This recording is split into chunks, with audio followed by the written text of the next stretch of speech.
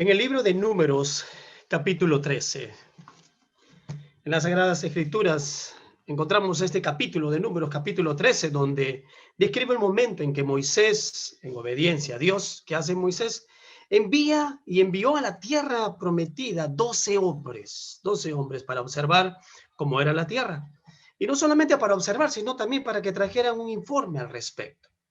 Este es el informe final cuando volvieron de ellos 10 de ellos. Número capítulo 13, a partir del versículo 25 en adelante.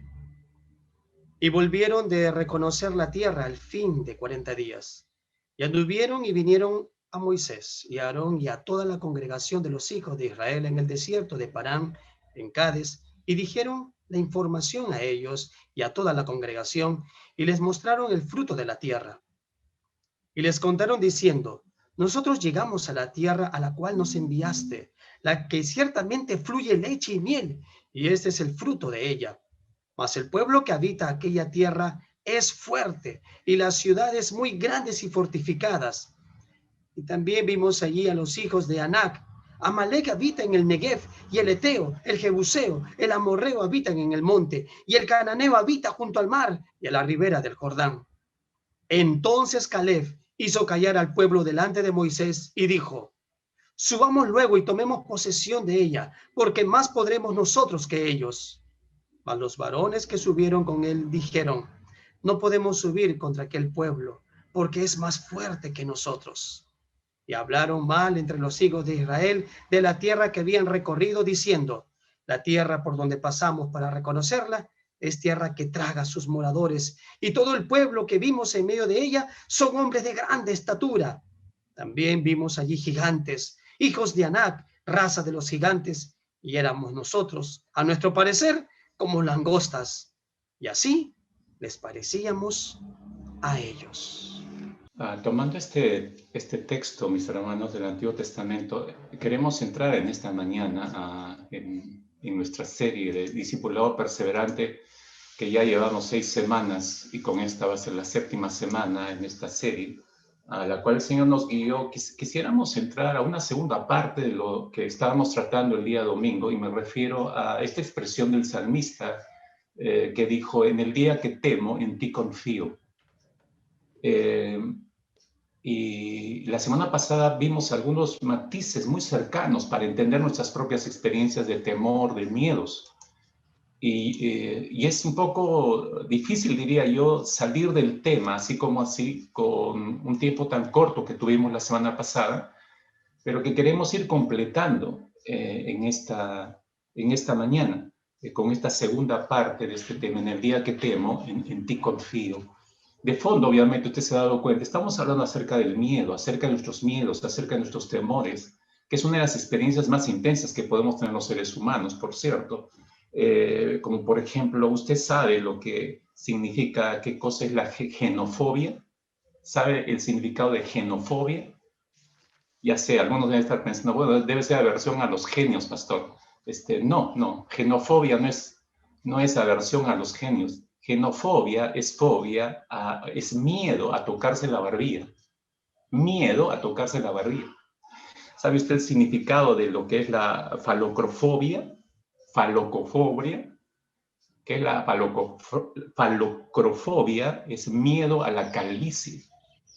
Aquellos que aceleradamente están perdiendo el pelo, hay un temor en los hombres, ¿no? De quedarnos calvos, ya. Eso es falacrofobia, ¿no? ¿Sabe usted lo que es la metrofobia? Metrofobia, miedo a la poesía. Miedo a la poesía, rara la fobia, pero es una fobia, miedo a la poesía. Somnifobia, miedo a dormir. Gelotofobia, debe ser fobia a la gelatina, pastor. No, gelotofobia es una fobia a la risa, miedo a la risa. Entonces, yo sé que son términos que nunca escuchó, ¿no? Solo sabe que, bueno, tengo fobia a la gelatina, tengo fobia a la oscuridad, tengo fobia a las arañas, etcétera, etcétera. Lo conocemos por esa experiencia, pero no por el término técnico, ¿no? Y es que todas estas generan miedos, por eso son fobias. Y yo quisiera empezar por aquí en este primer punto en esta mañana, que nuestros miedos no son una experiencia ajena al ser humano, es muy cercana a nosotros la experiencia del temor. Y no sé si ahí nos pueden ayudar en comunicaciones para ya ir centrado el pensamiento en lo que nos corresponde ahora con algunas listas. Pero decía, una de las sensaciones más intensas que podemos sentir los seres humanos, tener los seres humanos, es el miedo. Sensaciones intensas. Si tiene usted miedo a viajar en tren, usted padece de siderodromofobia. Siderodromofobia. Esa es la fobia a viajar en tren, ¿no? Si tiene usted un recelo incontrolable, y esta fobia es rara, ¿no? La penterafobia es un miedo extraño a la suegra. Hay fobia en las suegras, de hecho que algunos hombres tienen fobia a sus suegras, ¿no? Pero no sabía cuál es el término adecuado para esta fobia, ¿no? Penterafobia es el miedo inexplicable, incontrolable hacia las suegras. Si tiene usted miedo hacia sí mismo, eso es fobofobia. Otros miedos que puede ser parte de la experiencia del ser humano, comunes, son los relativos a nuestro entorno natural, como por ejemplo miedo a las alturas, miedo a las tormentas, miedo a los depredadores, a los grandes carnívoros, miedo a la oscuridad, miedo a la sangre, ¿no? Mi esposo y yo conocimos a un misionero, Tim Hickson, era un gringo así, el doble de mi tamaño, y apenas veía sangre, el gringo, tremendo gringo, se desmayaba, ¿no? O sea, no podía ni siquiera ver unas gotas de sangre, ¿no? Y entraba así como en miedo, en pánico el gringo, ¿no? El miedo a las aguas profundas, el miedo a la oscuridad, el miedo a las personas extrañas, ¿no? Se puede tener un temor terrible a las personas extrañas, miedo al qué dirán, miedo a dejar la casa sola. Son temores provocados por los peligros que constantemente están acechándonos. Digo, no podemos vivir sin todas esas experiencias, pero muchos las transforman en fobias. En cierto periodo se incrementa los miedos. Según los especialistas, cada época, cada periodo de la historia de la humanidad, los periodos de miedo o se incrementan o descienden. También cambian aquellos que tenemos la forma de responder a estos miedos. En los tiempos también van cambiando. Por ejemplo, en el siglo XIX había una tendencia, el miedo predominante en el siglo XIX era el miedo a morir súbitamente, a una muerte súbita, a morir de manera inesperada, sin preparación. Era un miedo que se extendió a lo largo de toda la humanidad en el siglo XIX. Hay otros miedos que pueden sorprender a la humanidad. Entre los años 1870 y 1910 se tenía un pánico absoluto al entierro prematuro, a que lo sepultaran a uno vivo. Eran miedos muy marcados en todo el mundo. Y usted sabe, un miedo puede viajar rapidísimo, puede ser extendido rapidísimo. Y de hecho que en la historia de la humanidad, los miedos han matado peor que los propios males que se desataban en ese tiempo, sean pestes, pandemias. El miedo mataba más gente que el propio mal. Si nosotros retrocedemos más en el tiempo, nos vamos a encontrar con las grandes epidemias y pandemias que han azotado a la humanidad. Las pestes, por ejemplo, transformaba la economía y la sociedad en largas y dolorosas pruebas durante meses, que a veces se repetían al siguiente año o pocos años después y que forzaban al enclaustramiento de las personas, al exilio de otros y casi siempre al abandono de los amigos y familiares. Es exactamente lo que estamos viviendo ahora.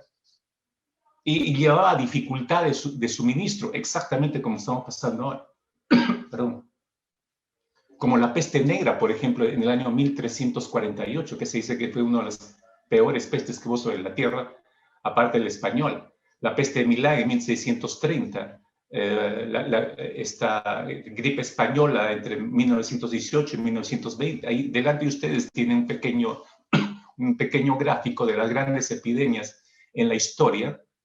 Y yo quería mostrárselo por la cantidad de gente que ha matado estas epidemias, ¿no? Por ejemplo, en el año casi 550 aproximadamente, la plaga de Justiniano en la parte baja mató como 25 a 50 millones de personas. ¿no? O la viruela japonesa de los años 735 y 737, que mató 1 millón de personas, de menos escala, obviamente. O la peste negra, como decía, entre el año 1346 y 1353, que mató entre 25 y 50 millones de personas. O la otra grande, ¿no? Que fue la gripe española entre 1918 y 1920, que mató entre 20 y 50 millones de personas. Todas estas son grandes epidemias en la historia de la humanidad, pero usted se da cuenta de haber estado espaciadas entre el año 100 y 700 aproximadamente, los tiempos se han ido acortando y han empezado a aparecer muchas más epidemias, muchas más pestes. Si se da cuenta, está casi apretado hacia el último siglo. La mayoría de estas se han presentado, ¿no? Casi consecutivamente, diría yo. Sumada a la que tenemos actualmente, ¿no? A la del COVID-19, con todas sus variantes, como se le llama hoy en día. Hasta ahora no se sabe qué cantidad de personas, tenemos una estadística obviamente, pero no se sabe si va a superar a otras pestes en la historia de la humanidad. Pero lo cierto es que este cuadro nos permite ver que todas estas pestes generaron diferentes miedos, diferentes temores. Cuando se producen cambios también en la historia de la humanidad, generan nuevos miedos. Aparecen nuevos miedos con los cambios en la Tierra. Por ejemplo, algo que estamos viviendo en la actualidad, la tecnología. La tecnología ha cambiado muchísimo. En las últimas décadas como muchos piensan, hemos dado un gran salto tecnológico y estamos muy avanzados en la tecnología, pero eso está generando nuevos miedos diferentes a otros siglos. ¿Por qué? Porque todos estos cambios tecnológicos están también generando nuevas manipulaciones a nivel de gobierno y de grupos de poder. Este es el miedo actual. Sumado al miedo que ya tenemos en la presente pandemia, se suma el miedo a la tecnología tan desarrollada. ¿A qué me refiero? Es natural el temor, y usted de hecho que lo ha sentido también, como todos nosotros, el temor a que a través de los medios tecnológicos tan avanzados hoy, te hackeen tus cuentas y te roben información vital, por ejemplo. Que te roben dinero de tus cuentas bancarias, ahora que todo se está manejando online. Que te engañen con noticias trágicas de tus familiares porque obtuvieron una información de tus propios familiares que colgaron en el Facebook o Instagram. Esa es otra de las desidias de creyentes y no creyentes, hermano, ¿no? Paramos lanzando toda la información en nuestro Facebook, en nuestro Instagram con datos familiares que son tomados por los ciberpiratas. Y esa es la misma información que utilizan. Y con eso roban. Te cae la llamada y soy fulana de tal y es tu pariente, tú sabes quién es, y se identifica y te da todos los datos y tú crees que estás hablando con tu pariente o te estás escribiendo tu pariente y te pide auxilio y te pide ayuda y tú crees que estás tratando con tu pariente por todos los datos que te dio. ¿De dónde crees que sacaron esos datos? Obviamente los propios Face, Instagram, de su propia información de la persona que están aparentando ser. Entonces, este es el nuevo temor, este es el nuevo miedo que está invadiendo el corazón y la mente de la gente, sumado al miedo pandémico. Esto va agravando nuestros miedos en el interior. Y eso no es nuevo, como decía, no es ajeno a la experiencia humana. La siguiente lista, por favor. Desde que empezamos en la vida del ser humano, el registro bíblico, desde el primer momento que se generó el primer miedo, como veíamos la semana pasada, en Génesis capítulo 3, después que el ser humano, Adán y Eva, los primeros seres humanos, nuestros primeros padres pecan, se genera la primera experiencia de miedo. Lo que hallamos a continuación de Génesis capítulo 3, solamente basándonos en el registro de Génesis, lo que hallamos en el registro de Génesis son experiencias de miedo. Experiencias de miedo. Por ejemplo, yo he listado algunas ahí, ¿no? En Génesis capítulo 4, el miedo de Caín a vivir con el asesinato de su hermano pesando sobre su conciencia, ¿no? La respuesta es singular, la respuesta que le da Caín a Dios, ¿no? Esto es demasiado grande para soportarlo, le dice, porque voy a tener que vivir con una marca y aquel que me encuentre me va a querer matar, es ser un miedo crónico, diría yo. Por eso dice, esto es terrible de cargarlo, Caín. Imagínense, a este hombre viviendo todo el resto de su vida con miedo. Ahí en Génesis capítulo 15 usted encuentra el miedo que siente Abraham al esperar una confirmación de Dios. Dios le dice que va a heredar la tierra y encima dice que va a heredar lo va a heredar su propio hijo, un hijo que no tiene en esos momentos. Él levanta un altar, ofrece sacrificio a Dios. Todo eso lo encuentra en el registro de Génesis capítulo 15. Pero dice que él esperaba la confirmación del Señor y al parecer no había confirmación de parte de Dios. Y todo un día estuvo defendiendo ese sacrificio que puso ahí de las aves de rapiña y ya le vencía el sueño. Llega la noche y ahí entra este término y entró la oscuridad, se acerca de la noche y un profundo temor, dice, en el corazón de Abraham. Pero hay la experiencia del miedo en esos momentos. Que ni el propio gran Abraham se ve librado de estas por ser Abraham. Ahí en el capítulo 32 de Jacob, muchos de los hombres deben recordar esta experiencia al reencontrarse después de 20 años de estar huyendo de su hermano Esaú. Va al encuentro de su hermano Esaú con mucho miedo. Jacob sabe que su hermano le ha jurado matarlo apenas lo vea. Hay un temor profundo en su corazón. En Génesis capítulo 37 encontramos el miedo de José. Recuerda cuando sus hermanos lo agarran, lo quieren matar, primero lo lanzan a un pozo, luego lo sacan y lo venden a mercaderes. Todo ese proceso, imagínense a este adolescente temiendo por su vida, ¿no? Temiéndoles a sus propios hermanos, quien se supone lo deberían haber protegido. Era un miedo profundo. Todo ese largo viaje, desde que los mercaderes lo compraron hasta llegar a Egipto, que duraba varios meses, imagínense el miedo que pudo haber estado ahí en el corazón constantemente en José.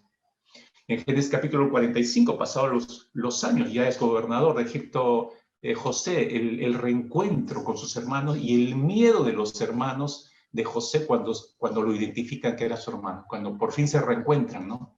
El miedo a ser igual recibir mal por mal, ¿no? Claro, José no les paga así, pero encontramos la experiencia del miedo de estos hermanos. Eso es lo que quiero decir, mis hermanos. Si podría seguir dando otros datos en el registro de Génesis, pero estos creo que son suficientes para comprender que después que se genera el primer miedo en Adán y Eva y nos traspasa a todos nosotros esa experiencia junto al pecado, entonces encontramos en el registro de Génesis experiencias de miedo, experiencias de miedo, experiencias de miedo. Y son manifestaciones, como usted lo ve allí, del miedo humano ante las diversas circunstancias que tiene que enfrentar en la vida. Y esto nos permite ver, en el registro de Génesis nada más, nos permite ver que el miedo no es una experiencia ajena al ser humano. Hasta el día de hoy podemos seguir experimentando esto. Pero lo que nos interesa ver, y yo noto que la semana pasada, y creo que es un buen momento para entrar, este es un punto clave, hermanos, en esta noche, y de verdad que nos gozamos en que usted pueda estar conectado con nosotros y que pueda estar aprendiendo a cómo manejar sus miedos, ¿no? Y eso es lo que necesitamos en estos tiempos. ¿Qué hacemos con todos estos miedos? ¿Qué hacemos con todos estos temores? No estoy hablando del temor al Señor. El temor al Señor, si podríamos hablar en términos, usando algún sinónimo, es honra a Dios, es respeto a Dios. De eso hablaremos la semana próxima. Pero no hablamos de ese temor hacia Dios, de respeto, de adoración, de honra. Estamos hablando del miedo que paraliza.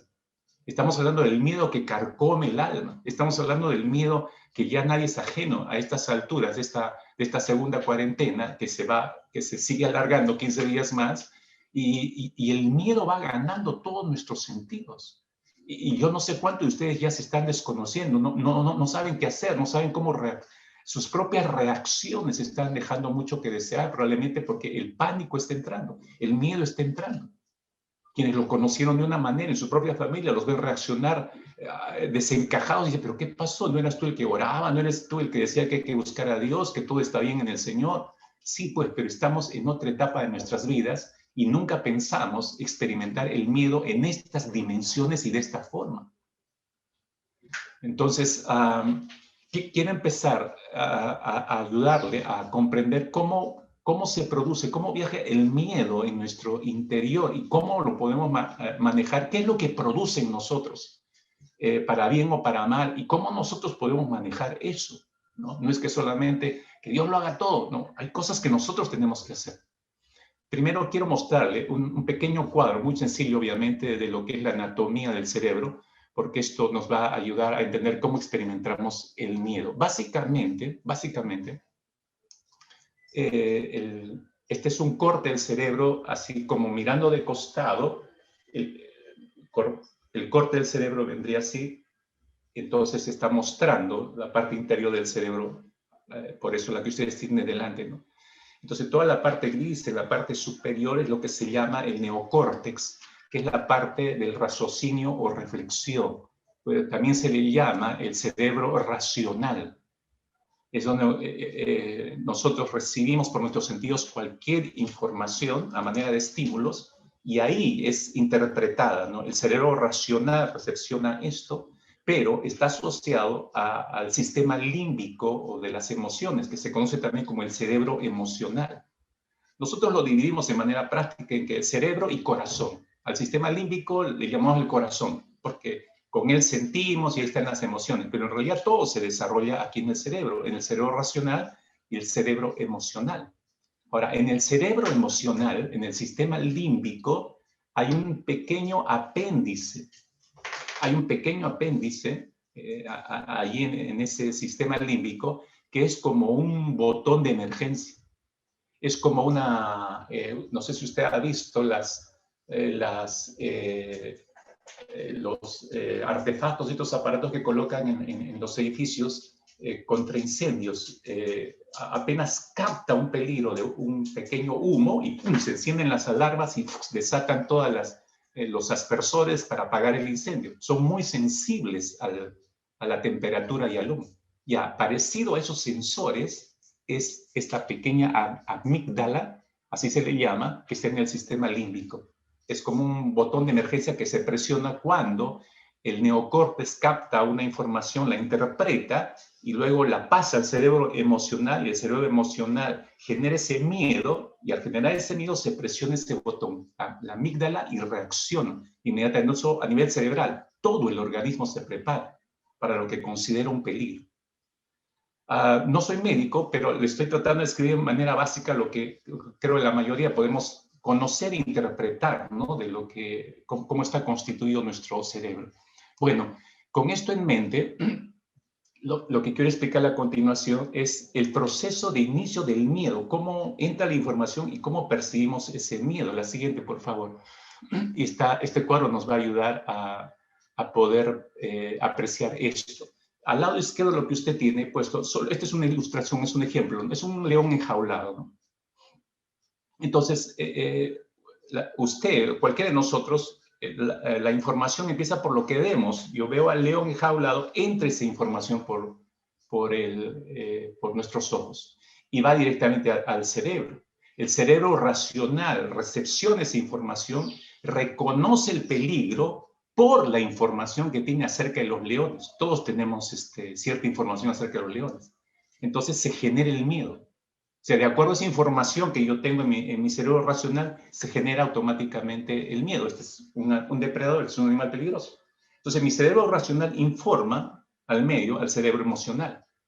Entonces en el cerebro emocional, como le explicaba, se activa la amígdala, que es ese botón de emergencia que le digo, ese es el sensor de incendios, permítame llamarlo así, que es un conjunto de núcleos con forma de almendra, tiene una pequeña forma de almendra.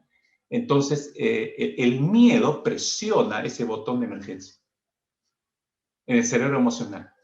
Entonces, se dispara al resto del organismo la preparación, la alarma enviada por la amígdala hacia su lado derecho del cuadro, provoca una respuesta en el sistema motriz. Entonces, nos disparamos, nos preparamos, mejor dicho, para ese peligro, ¿no? Usted, no sé si le ha pasado, está caminando en el Parque de las Leyendas y no se dio cuenta, llega al lado de la jaula de los leones, pasa, y de pronto voltea y se encuentra con el león ahí. ¿Qué es lo que usted hace? Inmediatamente da 2 o 3 pasos atrás. Ahí tiene usted el mecanismo. Su información, al voltear, sus ojos captaron al león, su cerebro racional reconoció el peligro inmediatamente, el cerebro emocional presionó la emergencia y la alarma enviada por la amígdala provoca una respuesta motriz. Usted retrocede inmediatamente. Pero junto a ese retroceso físico, motrizmente, se desatan otros mecanismos que usted no los ve en el interior de su corazón. Por ejemplo, el cerebro adopta una posición de hiperalerta. Sus pupilas se dilatan, sus bronquios se dilatan, la presión arterial sube, la glucosa también sube, tanto la presión arterial como la glucosa, y ese flujo va dirigido a través de la corriente sanguínea hacia los músculos esqueléticos. Eso es en fracción de segundos. ¿Por qué hacia los músculos esqueléticos? Porque ahí va la orden para la movilización inmediatamente. Ese paso al costado rápidamente que diste es el proceso final por la reacción de todo tu organismo a esa experiencia que estás teniendo, que te anunció que es peligro y hay un cierto temor, por eso retrocedemos. Cualquier experiencia viaja así en el interior de nuestro cerebro. Estoy tratando de poner un ejemplo sencillo para que podamos interpretar correctamente. Entonces, si usted se da cuenta con este pequeño cuadro, la interacción entre cerebro racional y cerebro emocional es muy importante en la interpretación de cualquier peligro y en la respuesta a ese peligro. O sea, esa interacción entre cerebro racional y cerebro emocional es muy importante. Ahora, déjeme explicarle por qué es tan importante. Porque si la información que tenemos en nuestro cerebro racional no es correcta, entonces nuestro sentir emocional tampoco va a ser correcto. Entonces vamos a actuar erradamente. Por eso es importante que el cerebro racional tenga la información correcta, para que sea captada adecuadamente el cerebro emocional y podamos reaccionar correctamente. Le pongo un ejemplo. Regreso a mi león, que ustedes ven ahí. Si tenemos la información errada, vamos a suponer que tenemos la información errada, ¿no? ¿Cómo es la información errada, pastor? Usted ve, voltea y se encuentra con el león ahí. Entonces, a usted le enseñaron que no hay que tenerles miedo a los leones, son solo gatitos grandes. Imagínense, esa es la información que tiene usted, son solo gatitos grandes. Entonces, podemos interaccionar con los leones, no hay peligro. Podemos acariciarlos y podemos jugar con los leones. Entonces, usted se acerca a la jaula y mete su mano para, qué lindo gatito, ¿no? Para abrazarlo. Mire, ¿qué va a pasar los siguientes segundos? Usted va a terminar como almuerzo del león, es lo más probable. Y después de esta larga pandemia, imagínense con qué hambre deben estar esos leones, ¿no? Entonces, si tenemos la información errada, entonces vamos a tener la información errada que nos va a llevar a un accionar errado, a un sentir primeramente errado y a un accionar errado.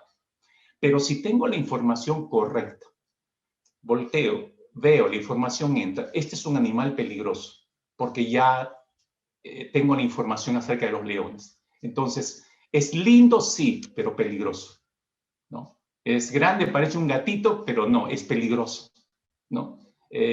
Aunque esté en esta jaula, encerrado, pero sigue siendo peligroso. Esa es la información correcta. Entonces, es un predador, ni atreverme a tratar de hacerle un cariñito, ¿no?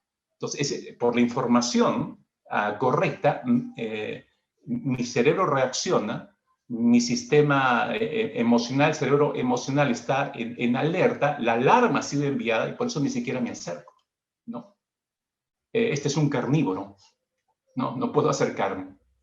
Pero también esa información, mis hermanos, si se da cuenta, nos muestra que podemos confiar en los que construyeron esa jaula. ¿Por qué, a pesar de que doy el paso atrás, no me echo a correr? A no ser que tenga un pavor a los carnívoros, ¿no? Pero de manera normal usted se puede asustar y da un paso atrás, pero se queda ahí parado. ¿Por qué? Porque usted está confiando en los que construyeron esa jaula donde sale ese león, quienes nos dicen que es una jaula muy segura y confiable.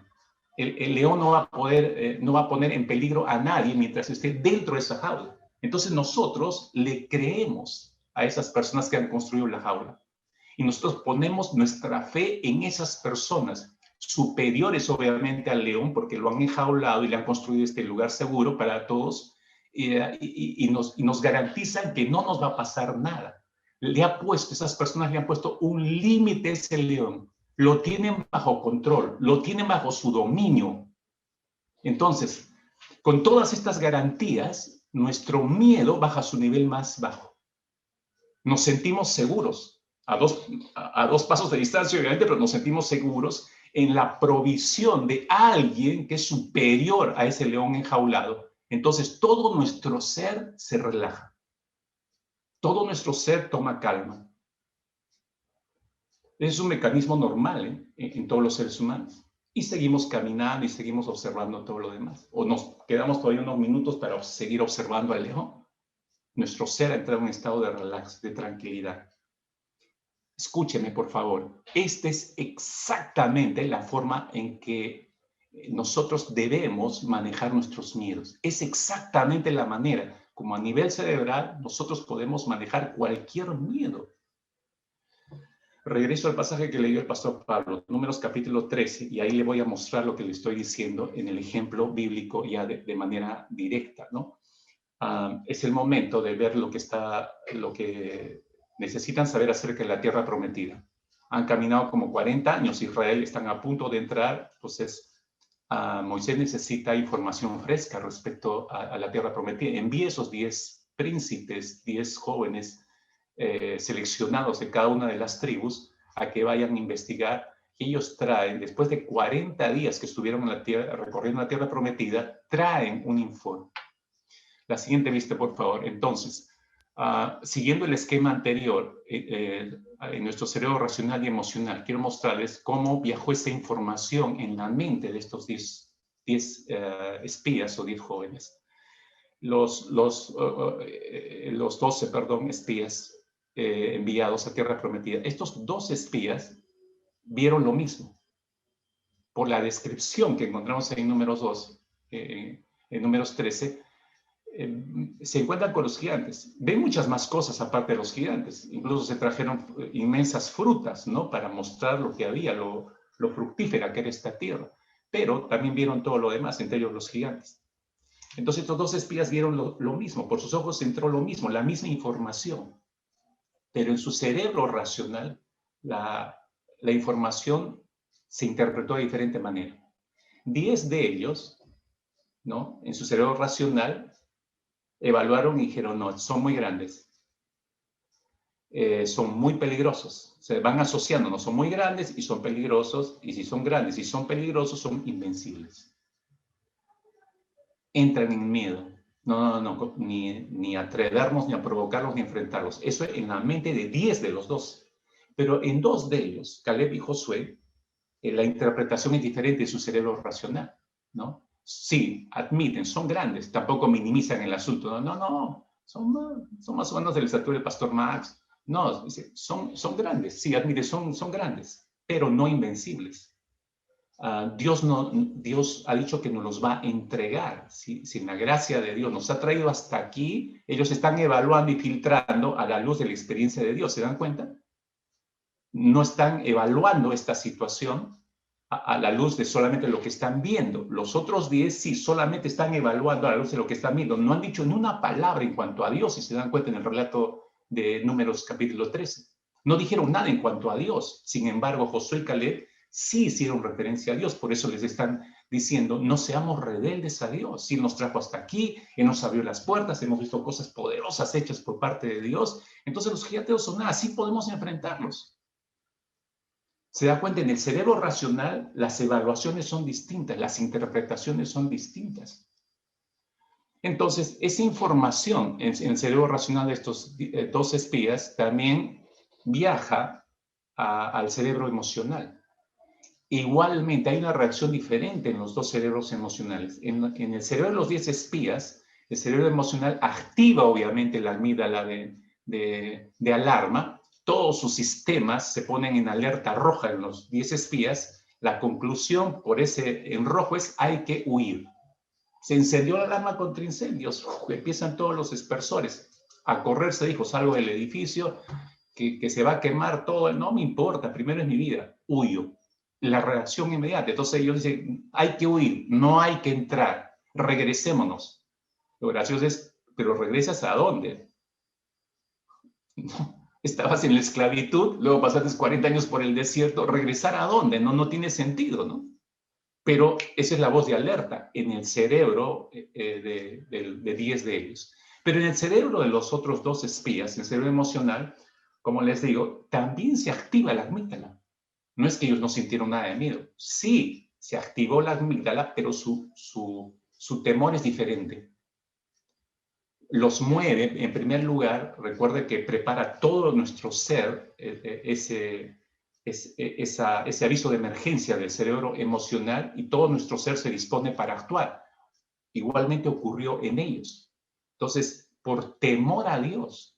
Entonces, ¿cómo sabes que tenían temor a Dios? Por lo que ellos dicen, ¿no? No, Dios nos ha traído hasta acá, en su gracia nos los va a entregar en nuestras manos. No seamos rebeldes a Dios. ¿A quién están temiendo? ¿Qué es lo que están temiendo? Están temiendo no obedecerle a Dios. Ese temor es diferente. Pero eso los lleva a una acción. Y por eso los vemos moviéndose entre el pueblo, exhortando al pueblo para que le crean a Dios, para que no sean rebeldes justamente a Dios. Fíjese, son reacciones totalmente distintas, absolutamente distintas. Es igual, usted recuerda a David cuando se enfrentó a Goliat.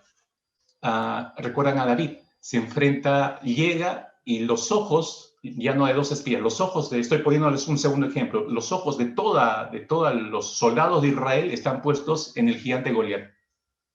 Y todos están aterrados porque su cerebro racional rápidamente evalúa, interpreta y dice, no, este es demasiado, y con sus vozarrones nos ha metido miedo a todos y no, es demasiado, nadie se le puede enfrentar, este es invencible, nadie va a poder, ni siquiera todos juntos, su evaluación es negativa en su cerebro racional e informan eso a su cerebro emocional, el cerebro racional al cerebro emocional. El cerebro emocional de todos los soldados de Israel presiona el botón de alarma. Entonces hay que mantenerse en la mayor distancia posible. Nadie salga, nadie se le enfrente. No sé quién irá, pero nosotros no. Están consumidos por el miedo detrás de sus defensas. Nadie se atreve a darle cara a Goliat. Pero en el cerebro de David funciona diferente, ¿no? Lo ve al gigante y dice, pero ¿quién es este gigante que ha desafiado a los ejércitos del Dios viviente? Su cerebro racional está evaluando de forma diferente. E informa también, ¿no? No niega la realidad. Este es un gigante, sí, este es peligroso, sí, pero Dios está por nosotros. Entonces, esa información va a su cerebro emocional, se enciende igual una alarma. David tiene más temor de Dios y su temor de Dios le lleva a creer lo que Dios puede hacer a través de sus manos. Entonces, por eso el miedo al gigante no es tal para David. Sale y lo enfrenta. Sabe que Dios está por él. Todo su ser, todo su organismo se predispone para salir al campo de batalla y enfrentar al gigante. El temor de David, igual que Caleb y Josué, es totalmente distinto. Y como le decía, de esta forma necesitamos entender esto, mis hermanos, para manejar nuestros propios temores y miedos, ¿no? Nuestros ojos ven al gran gigante, la pandemia, del virus, el COVID-19. Mi cerebro racional dice, no, este es grande, es muy peligroso, es invencible, está matando un montón, está matando por todos lados, no vamos a poder con él. Y ay, nos ponemos a llorar. ¿Por qué? Porque el cerebro emocional presionó el botón. No estamos, como hicieron Josué y Caleb, evaluando la situación en su cerebro racional, está evaluando la situación a través de lo que es Dios. Todo lo que usted aprendido a lo largo de estos años, si por supuesto le prestó atención al Señor, todo está almacenado en su cerebro. Esa es la información que tiene que pesar en este tiempo. Esa es la información que tiene que ayudarnos a evaluar. Pero si Dios es mucho más grande que el COVID, sí está matando un montón de gente, sí es peligrosa. Bueno, tomemos los cuidados del caso, pero confiemos en el Señor. Confiemos en lo que Él va a hacer. Confiemos, la evaluación está siendo diferente, como Josué y Caleb. No estamos reaccionando o no debemos reaccionar como el resto de los 10 espías, ¿no? No, todo esto es peligroso, no, vámonos. Hora de huir. ¿A dónde vas a huir? No puedes huir a ningún sitio. No puedes huir a ningún sitio. Si tu confianza está solamente en lo que estás haciendo, mira, ¿cuánto les ha pasado? ¿No? Han extremado los cuidados de limpieza y todo esto, igual se contaminaron con COVID. ¿Por qué? Y se siguen preguntando, pero si éramos escrupulosos, como me comentaron en algunos casos, éramos escrupulosos en todo el protocolo. Cuando salíamos, cuando entrábamos, la ropa, los zapatos, el baño y todo escrupulosamente, pero toda la familia se contaminó. Es que no depende de nosotros, hermanos. Depende de dónde está puesta nuestra confianza. Y así nos llegara, como yo he dicho en mensajes anteriores, El tiempo de Dios es el tiempo de Dios. Pero mi confianza debe estar puesta en el Señor, no en las cosas que yo hago. Yo las debo hacer por cuidado, pero mi confianza está en el Señor. Porque en mi evaluación, en mi cerebro racional, yo estoy viendo y estoy evaluando qué cosa es Dios, quién es Dios, qué ha hecho en el pasado, qué ha hecho en el futuro, en nuestro presente, qué dice la palabra que va a hacer en el futuro. Todo eso me inspira confianza en el Señor. Creo un Dios poderoso, creo un Dios inmenso, creo un Dios que es mucho más fuerte, mucho más grande que esta pandemia. Eso nos ayuda a enfrentar, porque nuestro cerebro emocional toma calma. Si presiona el botón de emergencia, lo presiona por todo lo que hagamos es por temor al Señor, por honrarle a Dios, por respeto a Él. Igual como Josué y Caleb. Y eso mismo, como hicieron Josué y Caleb, nos prepara. Mire lo que hicieron ellos. Se movilizaron para exhortar al pueblo. O sea, no, tengan cuidado lo que están pensando, ¿no? En otras palabras, me da la impresión como si les dijeran, ¿no? Están dejando que su cerebro racional los engañe, su cerebro emocional reaccione mal. No, el Señor es más grande que sus gigantes. Él nos ha traído hasta acá, Él nos va a dar esa tierra, Él nos va a ayudar a conquistarlos, Él nos va a ayudar a pasar sobre estos gigantes. Tenemos que creer, estaban exhortando a la gente. Y es una labor, escúchenme hermanos, es una labor que tenemos que hacer entre nosotros mismos. Entre nosotros mismos.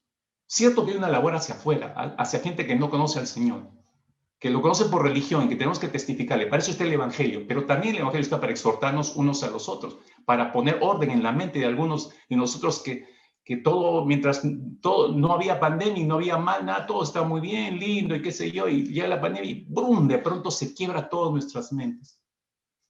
Y no hay fe.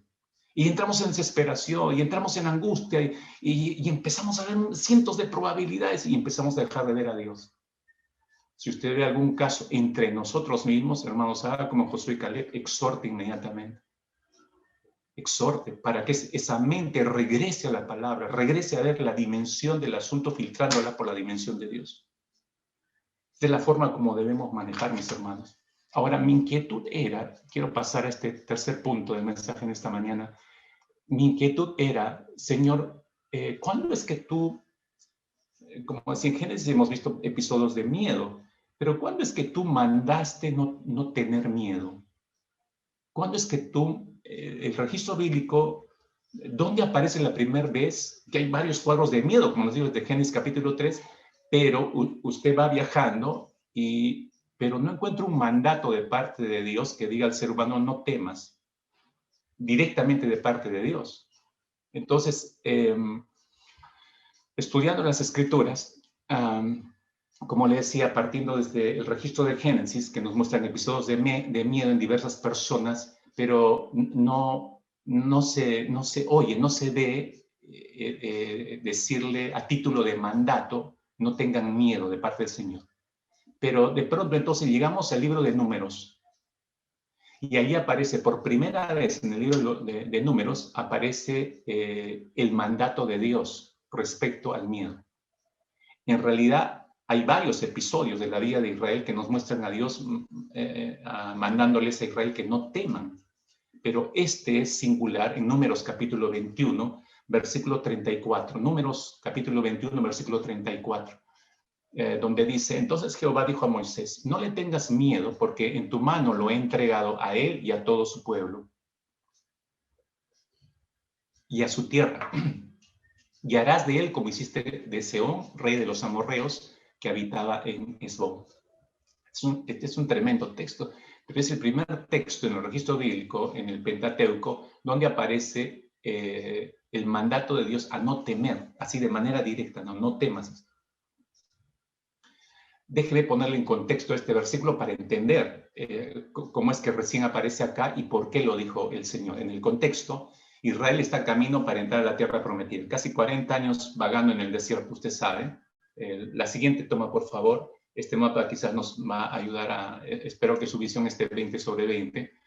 Todo lo que es la línea roja fue el recorrido que hizo Moisés con el pueblo de Israel desde salida de tierra de Egipto, ¿no? Viajó por toda la península sinaítica y ahí en el medio, en el desierto de Parán, ahí vagaron 400 años.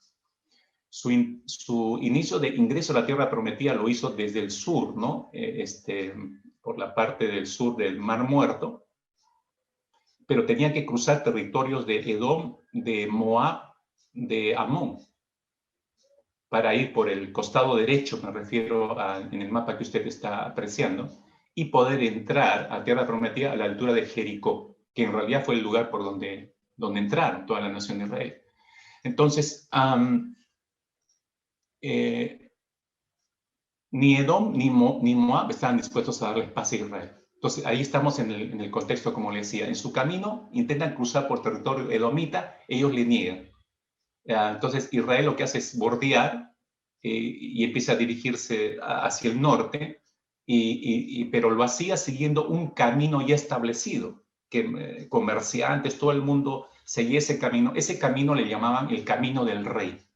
La línea roja que usted ve en el desierto de Parán, subiendo hacia Edom en la parte derecha y luego hacia Moab y luego hacia dirección de Amón, por ahí iba el camino del rey. Ese era el camino que todos los comerciantes seguían en ese tiempo, ¿no? Y todos los viajeros seguían por ese camino y todos seguían por ese camino, ¿no? Pero forzosamente tenían que cruzar por territorio de los amorreos. El territorio de los amorreos, ¿cuál era? Usted sigue la línea roja pasando Edom, cruzaba Moab y en la parte superior estaba Amón. O sea, el lugar donde ellos pensaban entrar por el lado de Jericó estaba en territorio de los amorreos. Entonces, forzosamente tenían que ir por ese lado. Pero el rey Sehón, rey de los amorreos, les negó el paso. O sea, Israel incluso le dijo, mira, no vamos a tocar tus pozos, nada, no, vamos a caminar por el camino del rey y hasta que entremos a la tierra que nuestro Señor nos ha dado, ¿no? Pero el rey Sehón le dijo no. Y no solamente le dijo no, sino que salió con sus ejércitos y se plantó ahí y atacó a Israel. Pero el Señor le dio victoria a Israel y encima Israel tomó las ciudades de los amorreos. Las tomó por una gracia de parte de Dios. Luego de esa batalla, si usted ve en la pantalla, en la parte superior hacia el norte, como les decía, se pasa a Moab, está el territorio de Amón, pero por encima de Amón, que no está ahí, está el territorio de Basán. El territorio de Basán. Entonces, al parecer, Josué, la prohibición era subir hasta allí para hacer un ingreso así a la tierra prometida. Pero el rey de Og le sale al encuentro, el rey de Basán, y sale a luchar contra Israel. Y es probable que Israel, usted recordará, Israel no era un pueblo de guerreros, a diferencia de los de Basán, a diferencia de los amorreos que todo el tiempo estaban peleándose. Pero Israel era un pueblo de esclavos, que ni siquiera estaba bien armado. Ahí está el mérito de las victorias que le daba el Señor. No siendo un pueblo guerrero, no siendo un pueblo experimentado en las batallas, Dios le daba las victorias. Esa era una gracia de parte de Dios. Entonces, tuvieron temor, obviamente, al ver a este nuevo ataque, en este caso de Og, rey de Basán. Acababan de terminar una batalla con el rey de Sehón de los amorreos, y a pesar que habían vencido, había sido agotador, los hombres estaban cansados, poco experimentados en las batallas, y de pronto viene este rey a atacarlos también. De hecho, que sintieron temor. Y ahí es donde vienen las palabras del Señor en este texto de Números, capítulo 21, verso 34. Entonces Jehová dijo a Moisés, no le tengas miedo. Se refería al rey Og, ¿no? Al rey de Basán. No le tengas miedo, porque en tu mano lo he entregado, a él y a todo su pueblo y a su tierra. Harás de él como hiciste de Sehón, rey de los amorreos, que habitaba en Hesbón. O sea, el anterior rey que has vencido de los amorreos, igualito le va a pasar a este rey que te viene a atacar, le dice el Señor. ¿Por qué? Porque yo lo he entregado en tu mano.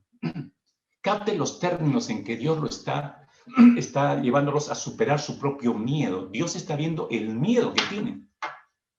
Porque si no lo tuviera, no les hubiera dicho, no les tengas miedo. Dios vio el miedo que había en ellos. Ahora, lo que quiero es que capte esto, por favor, no se distraiga. ¿Se da cuenta lo que Dios le está revelando a Moisés allí? ¿Capta usted la manera como se está revelando Dios? Se está revelando como el Dios de la historia. Se está revelando como el Dios que tiene en sus manos todos los eventos mundiales. Se está revelando como el Dios que tiene en sus manos los tiempos. de todas las naciones y de todos los seres humanos, el Dios que tiene la última palabra en cuanto a nuestro destino. En tu mano lo he entregado, les dijo, a él y a todo su pueblo y a su tierra. En otras palabras, ¿sabes lo que Dios le estaba diciendo a Moisés? Le estaba diciendo lo siguiente, escucha con cuidado, le estaba diciendo, Moisés, conóceme, Moisés, conóceme y confía en mí.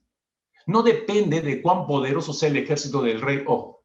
No depende de la cantidad de armas que tenga este rey. No depende de la larga experiencia que tengan sus soldados para batallar. No depende de sus estrategias. Moisés, no depende de las decisiones de ese rey o de cualquier otro hombre. Depende de mis decisiones, depende de mis ordenanzas, depende de mi palabra.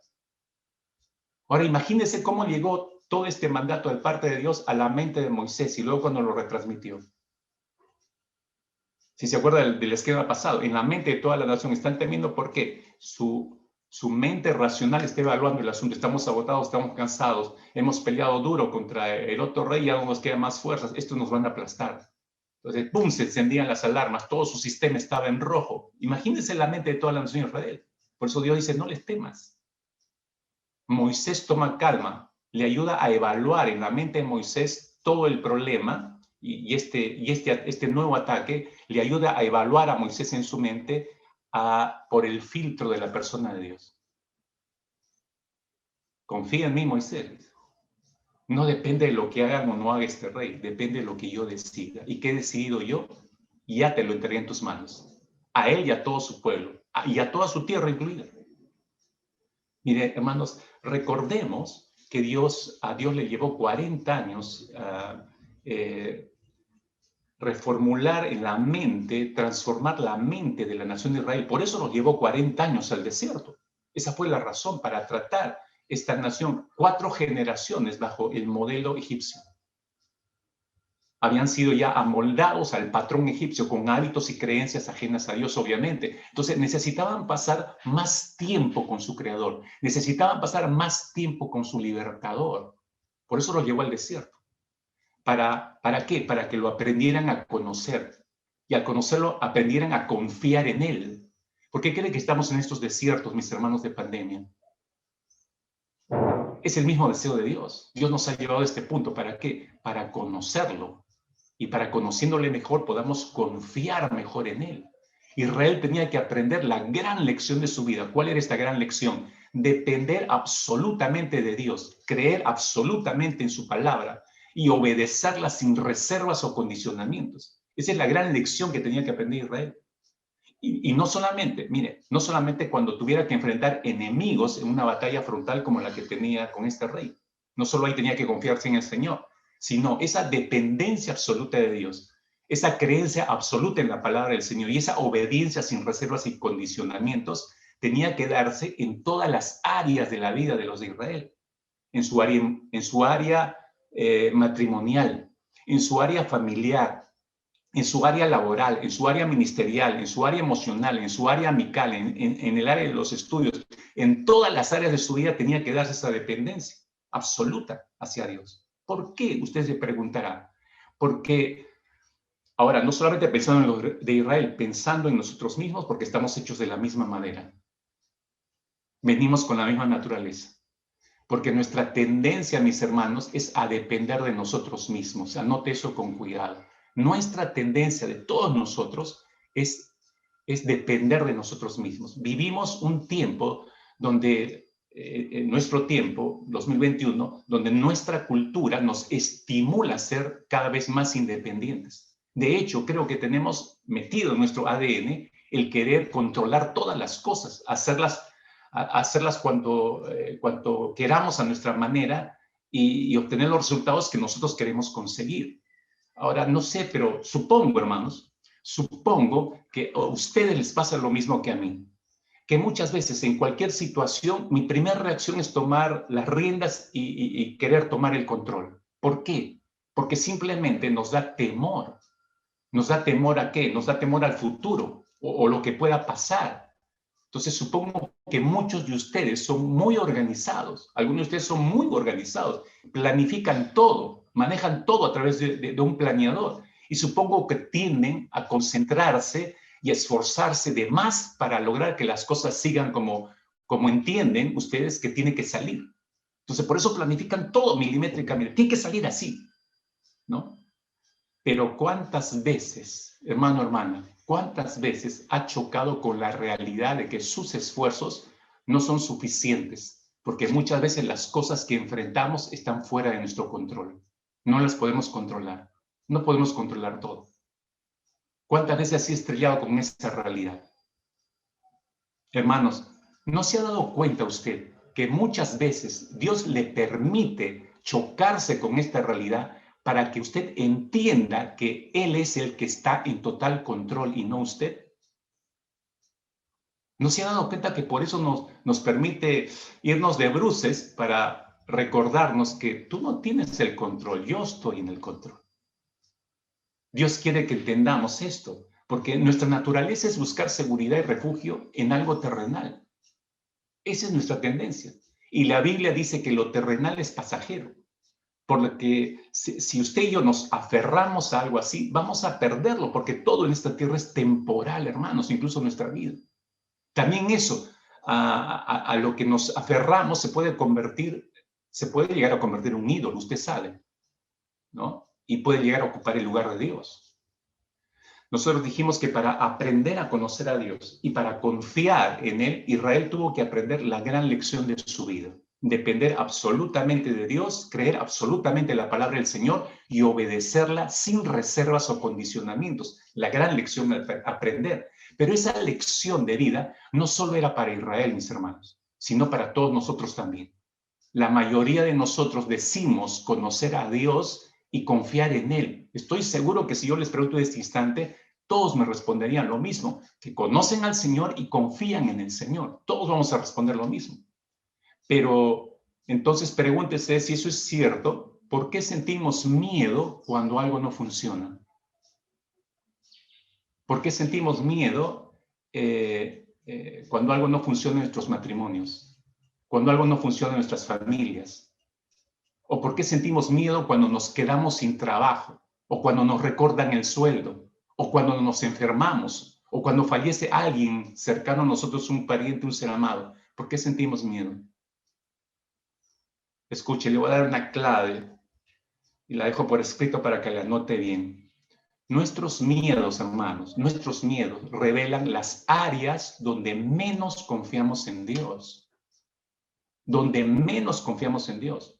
Nuestros miedos, por supuesto que importan, ya que en última instancia nos muestran cómo confiamos en nuestros propios esfuerzos en lugar de confiar en nuestro Salvador. Este es el punto, mis hermanos. Nuestros miedos revelan las áreas donde menos confiamos en Dios. ¿Qué es lo que teme usted? Hay un área en la que usted no confía en el Señor. Por ejemplo, tengo terror, tengo pánico que toda mi familia le vaya a dar el COVID. Revise usted ese miedo. ¿Usted en quién está confiando? ¿En todo lo que usted está haciendo? ¿O realmente está confiando en la cobertura del Señor? Nuestros miedos revelan las áreas donde menos confiamos en Dios. La verdad es que nosotros, mis queridos hermanos, me refiero a ti, a mí, a todos nosotros, somos siempre ineficientes, inadecuados, nunca somos suficientes, siempre somos débiles. Pero esta es la increíble verdad que nos muestran las Escrituras. Cuando nosotros somos débiles, el poder de Dios se perfecciona en nosotros. Porque nuestra debilidad, hermanos, en nuestra debilidad nos obliga a buscar más de Dios. En nuestra debilidad nos obliga a depender más del Señor. Bien recordarás lo que dijo Pablo en su segunda carta a los Corintios, capítulo 12, versículo 9, 12:9. Y él me ha dicho, te basta mi gracia, pues mi poder se perfecciona en la debilidad. Por tanto, muy gustosamente me gloriaré más bien en mis debilidades para que el poder de Cristo more en mí, dijo Pablo. Bástate mi gracia, dijo el Señor. Necesitas a Dios, hermanos, necesitamos a Dios cada segundo de nuestra vida. Cada respiro de nuestra vida necesitamos a Dios. Todo lo que hagamos, todo, me refiero a todo lo de valor, escúchenme, nace en el corazón del Señor, nace en su poder, nace en su gracia. Nosotros no producimos eso. Es imposible. Entonces, este es el punto, hermanos. Este es el punto. Cuando Dios manda que no tengamos miedo, y en este texto de Números aparece por primera vez en el registro bíblico un mandato directo de parte de Dios a no tener miedo. Cuando Dios nos manda que no tengamos miedo, no es solo, hermanos, para que hagamos un esfuerzo humano y nos controlemos frente a alguna situación que está generando ese miedo. No, no es solamente por eso nos dice que no tengamos miedo. Dios no dice, mira, contrólate, contrólate, contrólate. No, no, es mucho más que eso. Es para que dos cosas fundamentalmente, mis hermanos. Es para dos cosas. Viene el mandato, no tengas miedo. ¿Para qué? Dos cosas. La primera, para que usted y yo verifiquemos si aún hay áreas en nuestras vidas donde menos confiamos en Dios.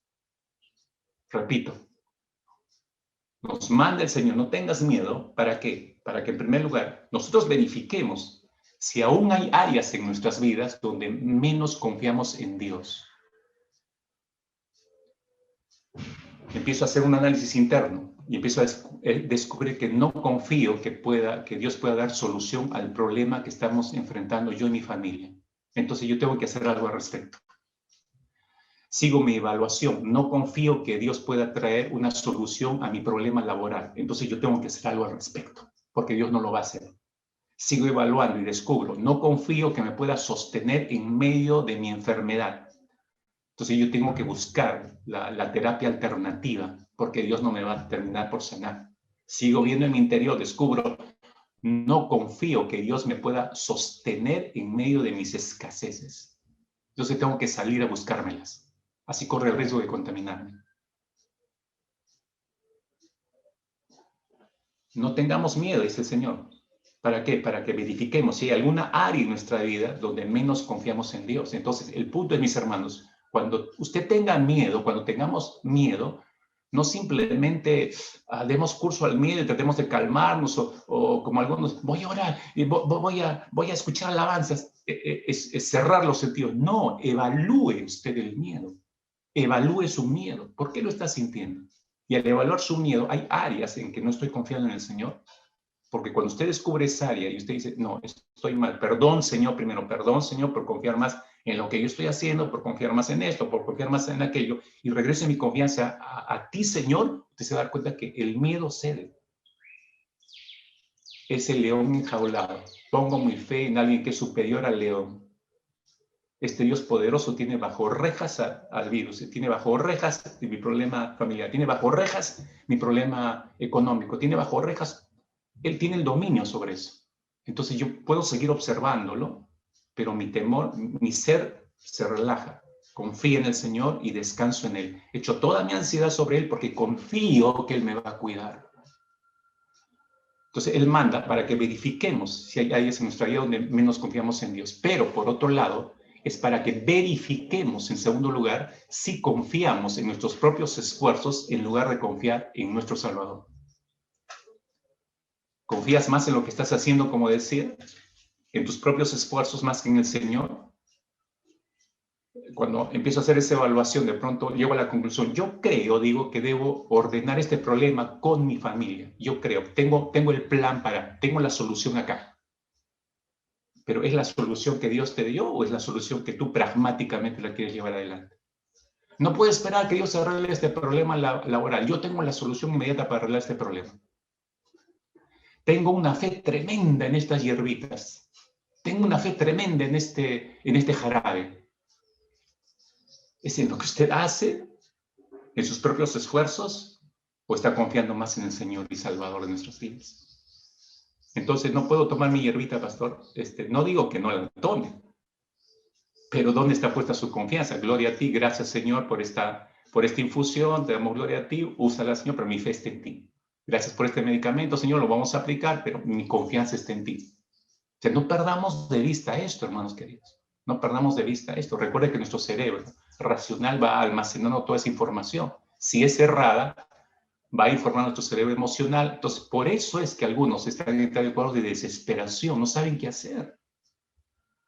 Porque su información, la información racional, la palabra que debió retroalimentar, fue errada o no existe esa información en su cerebro racional. Déjenme terminar, mis hermanos, con este cuarto punto. Este mandamiento nos regresa a lo prioritario. Y esto es crucial. En los siguientes minutos, por favor, presten mucha atención, porque nosotros pasamos probablemente más tiempo lamentando lo que nos está sucediendo y perdemos de vista lo prioritario. ¿Para qué fuimos creados? El hecho de que haya una pandemia no borra la realidad de Efesios capítulo 1, que hemos sido creados para la gloria de Dios. No borra eso. Pero nosotros estamos olvidando la razón de nuestra existencia.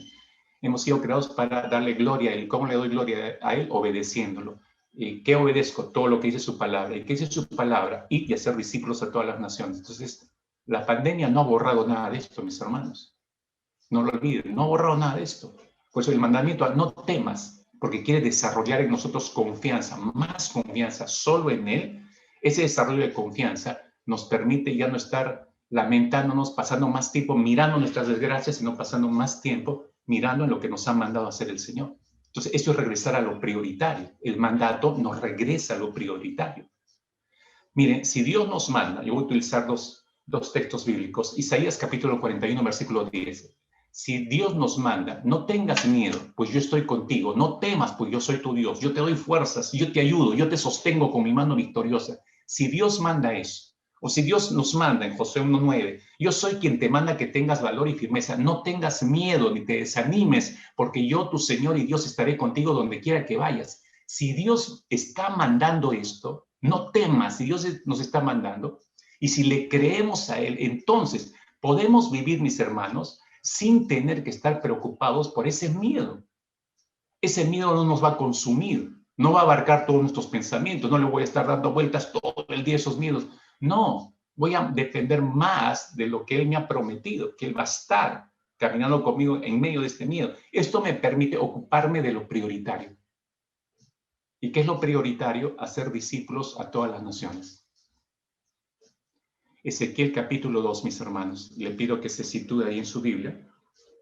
Este va a ser un gran momento, creo yo, para todos nosotros, en regresar a lo prioritario. Yo sé, algunos probablemente están con un sinfín de cosas en la mente, pero necesitamos regresar a lo prioritario. Pero primero, esto prioritario está ligado al mandato.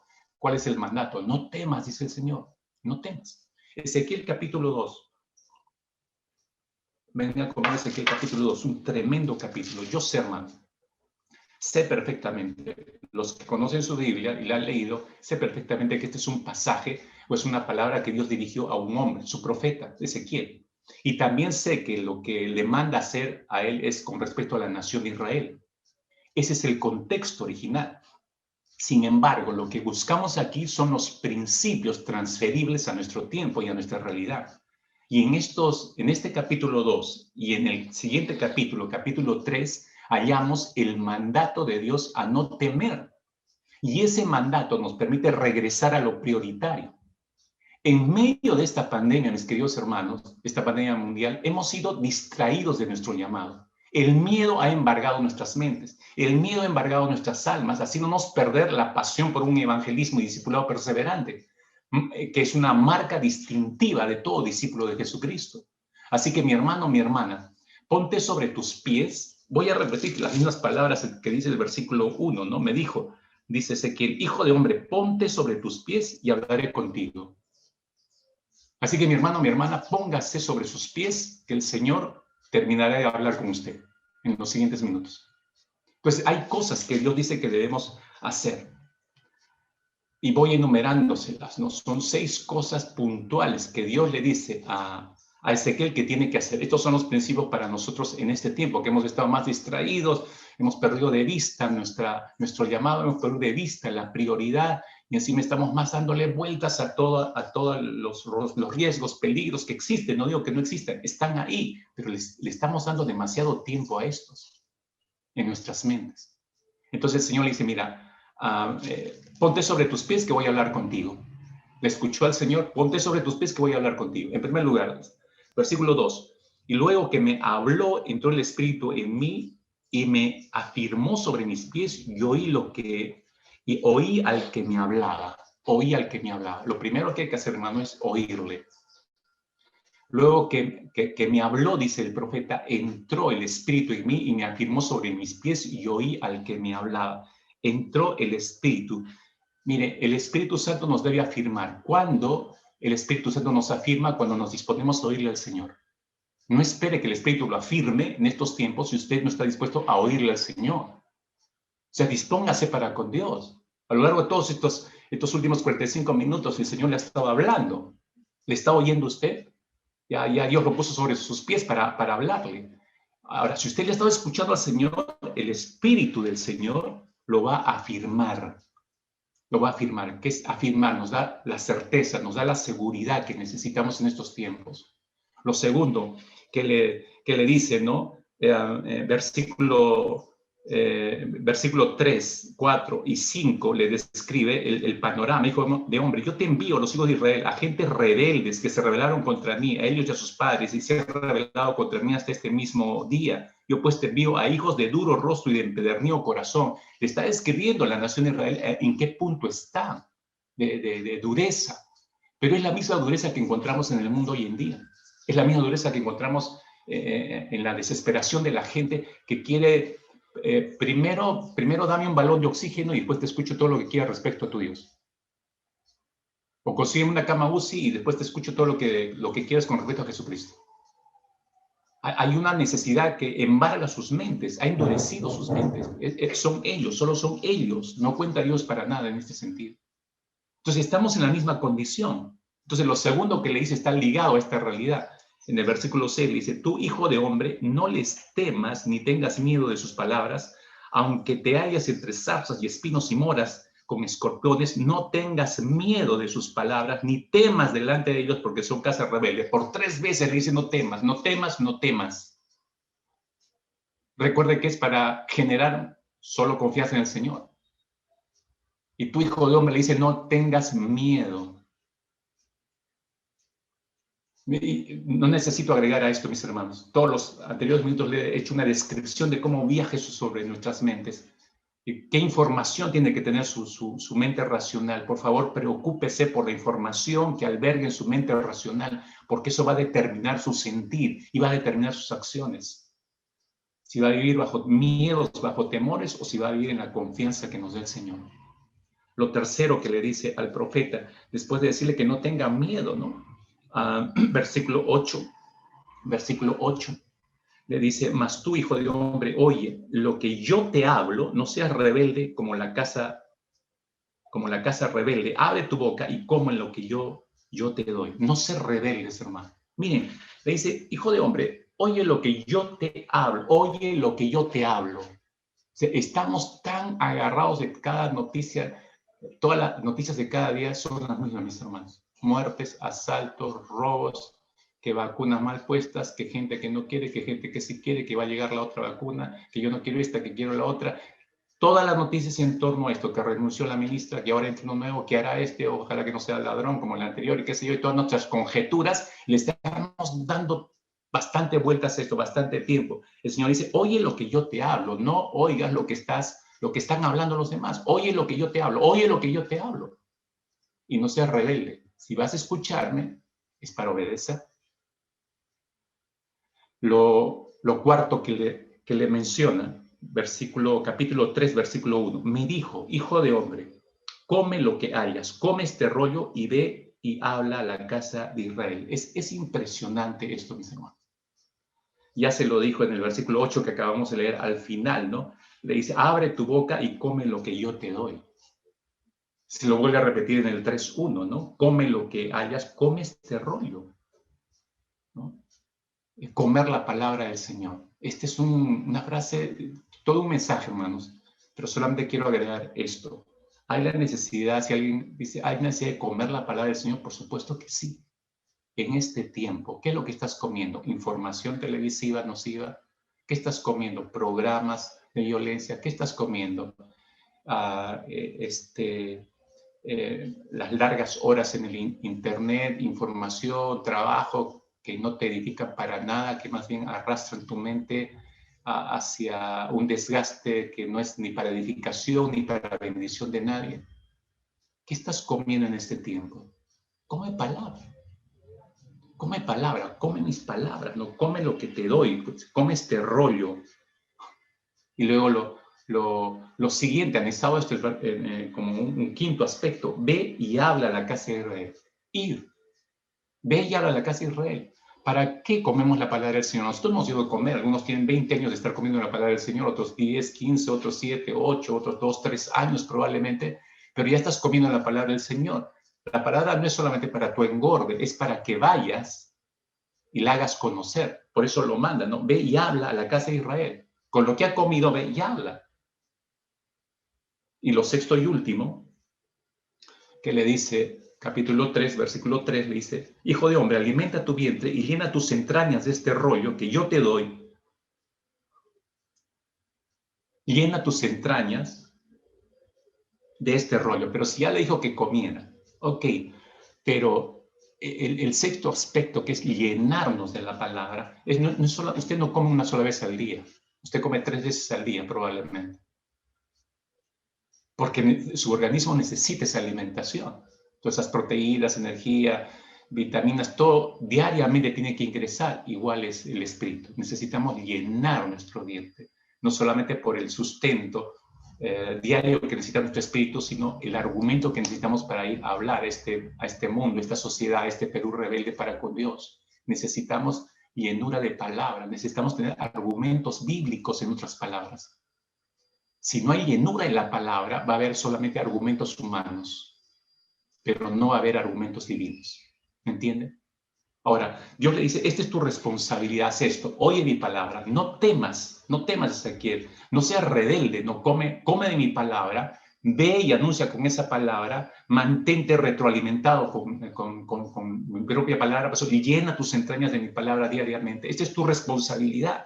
Esta es tu responsabilidad. Pero luego el Señor le vuelve a describir, versículos 4 y 7 le describe lo terrible del panorama que se le presenta por delante. Ve, entra a la casa de Israel y habla a ellos con mis palabras, ¿no? No eres enviado a pueblo de habla profunda ni de lengua difícil, sino a la casa de Israel. No a muchos pueblos de habla profunda ni de lengua difícil, cuyas palabras no entiendas. Y si a ellos te enviara, ellos te oyeran. Mas la casa de Israel no te querrá oír, porque no me quieren oír a mí, porque toda la casa de Israel es dura de frente, obstinada de corazón. Usted me dirá, pastor, me dice que vaya a compartir la palabra, pero este pueblo es tan rebelde que no va a querer oír, es obstinada de corazón, es este tiempo, la gente, las relaciones, mis amigos, familiares, están así. Sí, pero te das cuenta que Dios le dice, a pesar de lo que rechacen, a pesar que sean obstinados, a pesar que sean duros de corazón, a pesar que no quieran oír, igual tú tienes que ir y decírselos. Igual. Le describe el panorama. No es difícil lo que no es sencillo lo que te espera. Es complicado porque la gente no te va a recibir de buena gana, pero igual tienes que ir a decírselos. Y luego le da una tremenda, o lo arma, lo hace consciente al profeta de lo que le ha dado el Señor. Le describe que no solamente no será sencillo esto, sino que le dice al profeta con qué lo va a equipar, cómo lo ha equipado. Mire con qué lo equipó. 3 cosas puntuales, versos 8 y 9. Yo he hecho tu rostro fuerte contra los rostros de ellos, tu frente fuerte contra sus frentes, como diamante, más fuerte que pedernal he hecho tu frente. No los temas, otra vez vuelve a aparecer esta palabra clave, ni tengas miedo delante de ellos porque son casa rebelde. Yo he hecho tu frente como de pedernal. Nos ha dado fortaleza y aplomo, mis hermanos. ¿Cómo enfrentar todas estas situaciones de indiferencia? Esta gente que no quiere escuchar el evangelio, que apenas empiezas a hablar acerca de Jesucristo, ya te están parametrando. Nos haría sufrir, pero el Señor nos ha dado fortaleza y aplomo en primer lugar. En segundo lugar, nos ha equipado con su palabra. Versículo 10, me dijo, hijo de hombre, toma en tu corazón todas mis palabras. Toma en tu corazón, no argumentos humanistas, filosóficos, no, persuasivos, no. Toma en tu corazón mis palabras, que yo te hablaré y oye con tus oídos. Oye atentamente, atesora todo esto, porque esto es lo que vas a dar. Nos ha equipado con su palabra.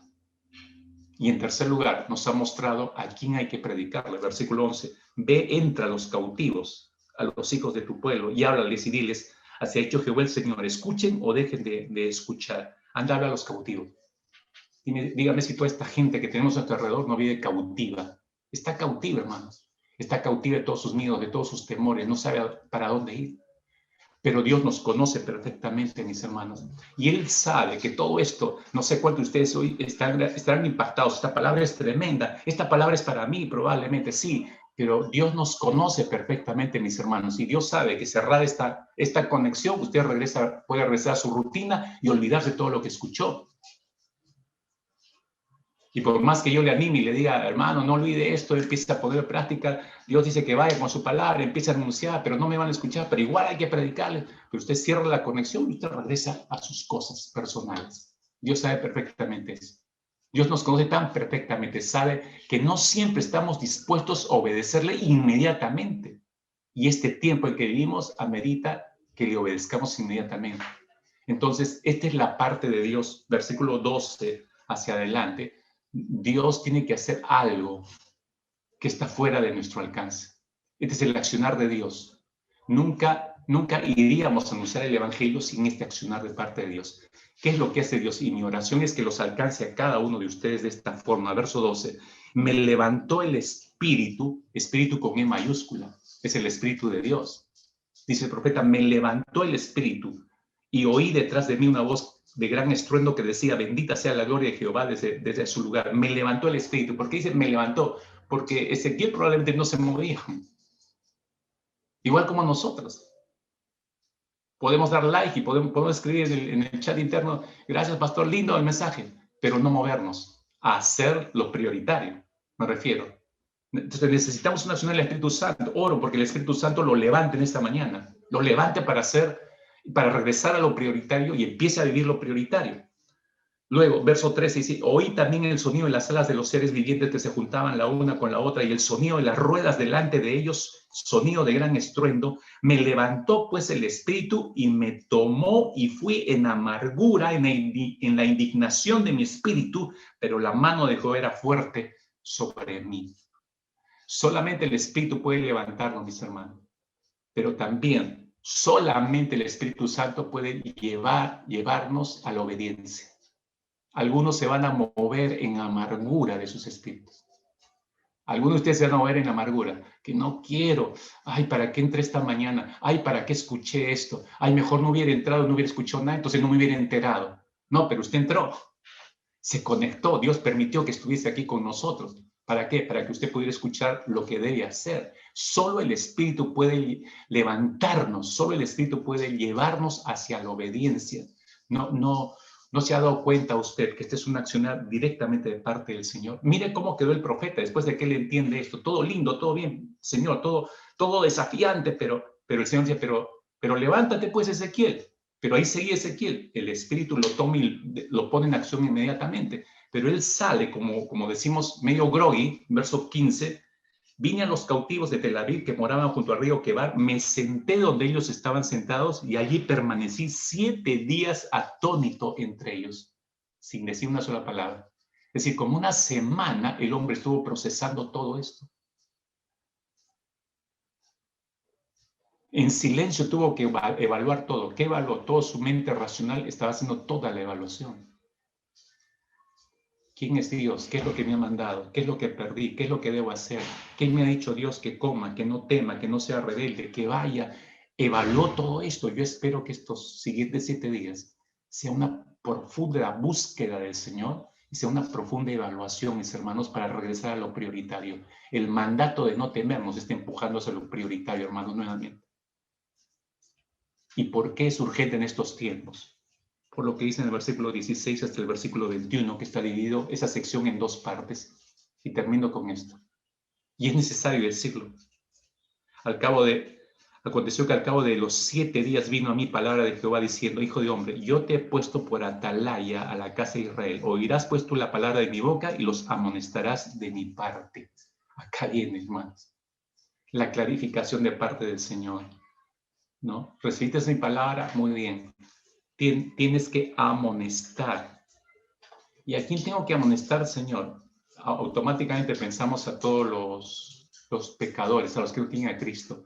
Sí, en cierta manera, sí, ¿no? Porque sus almas, la salvación de sus almas pesa sobre nuestros hombros, hermanos. Porque eso le muestra al profeta, verso 18. Cuando yo te dijere al impío, de cierto morirá, y tú no le amonestares ni le hablares para que el impío sea perseguido de su mal camino, a fin de que vaya, el impío morirá por su maldad, pero su sangre demandaré de tu mano. O sea, Dios está poniendo la inmensa responsabilidad en nosotros. Todo lo que le ha dicho anteriormente a Ezequiel termina de darle el peso respectivo, porque le dice, mira, tienes que anunciar mi palabra a los impíos, porque si no se la anuncias y ellos mueren en su impiedad, su sangre va a pesar sobre ti. ¿Cuál es el principio rescatable para nosotros? Es exactamente el mismo, mis hermanos. Si nosotros no anunciamos a este mar de gente que está temiendo más al COVID que a Dios mismo, si no le anunciamos la verdad del Evangelio, puede que mueran muchos de ellos. Pero si fue alguien ligado a ti, alguien conocido, algún familiar que tuviste la oportunidad de predicarle y no le predicaste, su sangre va a pesar sobre ti. Ahora ya, bueno, ya está hecha la tarea. No, dice el Señor. Versículo 20. Si el justo se apartare de justicia, hiciere maldad y pusiere yo tropiezo delante de él, él morirá, porque tú no le amonestaste. En su pecado morirá y su justicia que había hecho no vendrá en memoria, pero su sangre demandaré de tu mano. Pero si al justo amonestares para que no peque y no pecare, de cierto vivirá, porque fue amonestado, y tú habrás librado tu alma. Entonces la tarea no es solamente amonestar, presentar el Evangelio a los que no conocían a Cristo. Como yo decía hace unos minutos atrás, también hay que usar el Evangelio para exhortar a nuestros propios hermanos. O sea, ¿cómo es eso que te estás dando al abandono, mi hermano, ¿no? Mi hermana? ¿Cómo es que te estás dando al abandono? Tú que conoces a la palabra, tú que conoces al Señor. Vamos, levántate, que tengo miedo. Sí, yo te entiendo que puedes tener miedo, pero vamos a orar. Tienes que regresar en tu mente a ver la grandeza del Señor, la provisión de Dios, exhortarle para que regrese hacia el Señor. Entonces, hay una responsabilidad allí compartida, mis hermanos. No solamente es llegar al mundo perdido, es llegar a nuestra propia familia de la fe, que algunos están perdiendo distancia en esa fe y necesitan ser exhortados para regresar a reconectarse con el Señor. Miren, es un tremendo peso lo que tenemos ahora, mis hermanos, como iglesia. Espero que usted sienta con nosotros ese peso. Tiempo de orar, mis hermanos. Detengámonos aquí, pausemos un instante. Oremos juntos. Ore conmigo, por favor. Haga un recuento en su mente de todo lo que le ha dicho Dios en estos últimos minutos. Fíjese, Dios le ha llevado a entender cómo funciona su cerebro, cómo entran los miedos, cómo se generan los miedos, cómo debemos manejarlos, cómo debemos verlos, qué información debe haber en nuestra mente racional para sentir lo correcto y para actuar correctamente. Dios le ha mostrado el mecanismo para que usted lo comprenda mejor y entienda sus propios miedos. Pero el mandato de Dios es específico a no temer. ¿Por qué? Porque Dios quiere que nosotros formemos una confianza mayor en Él y no en lo que hacemos, sino una confianza mayor en lo que Él hace y siempre hizo y siempre hará. Y ese mandato nos regresa a la prioridad. No es estar solamente dándole vueltas a este problema, es ocuparnos en la prioridad. Dios nos dio vida, nos redimió para seguir extendiendo el reino de Dios, para seguir anunciando el Evangelio. Entonces, tenemos que hacer eso. Padre, te damos muchas gracias por lo detallado que ha sido en esta mañana, porque primeramente pensando en nosotros, nos has mostrado lo que somos interiormente, de lo que estamos hechos y cómo viajan nuestras necesidades, nuestros pensamientos y emociones en nuestro interior, pero nos has mostrado también, como siempre, la forma como podemos y debemos manejarlos.